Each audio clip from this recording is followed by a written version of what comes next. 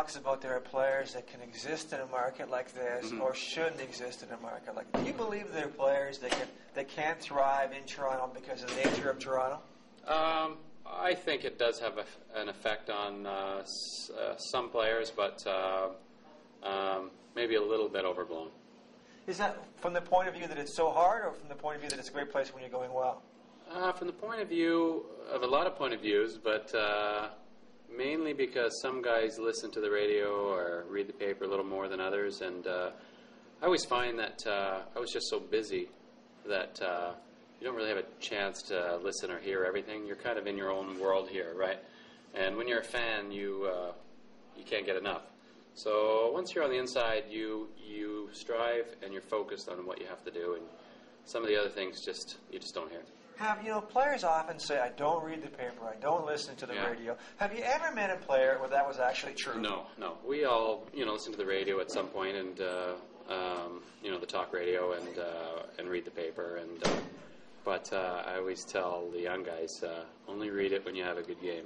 Don't read it otherwise, and it helps. Is that what other advice would you give a young guy coming here?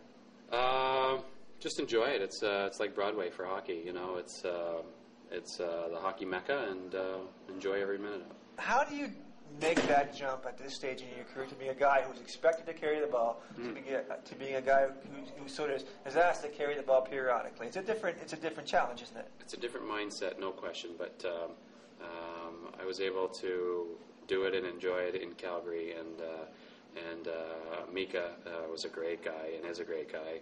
So I really enjoyed it. You just change your mindset to I'm support. I'm going to play well when I get in there, and then you do it.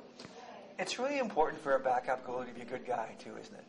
A team guy, because you have to sit a lot. So there's no pouting, there's no whining. It's just get out there, do your job, stay after practice, help the shooters when you can. If you see something, let them know, and try and bring out the best in everybody.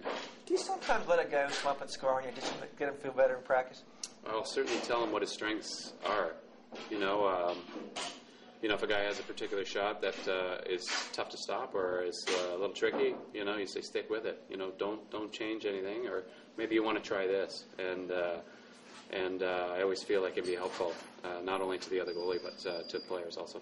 What is the one faculty as a goalie that you still have now, almost as much as you had when you were 31? I mean, everything goes, we all know it. Point, yeah. But is it your ability to battle down low, for example, that isn't so much dependent upon speed, but upon aggressiveness and instinct? Is that the thing that you still retain the most now as a guy who's in his 40s? Yeah, I don't know. It's I think you have to change your style. I've changed my style a lot, and the equipment's changed, the style's changed. So you keep changing with the times and try and keep ahead of the curve. And it's not always easy, but with fitness and new technology, and you always try and keep one step ahead, and I try and do that. I don't know if it happens, but I always try and do that. Is enough in terms of sort of closing down the size of the goaltenders' pads and equipment? Do you think we've seen enough, because there's calls for still more?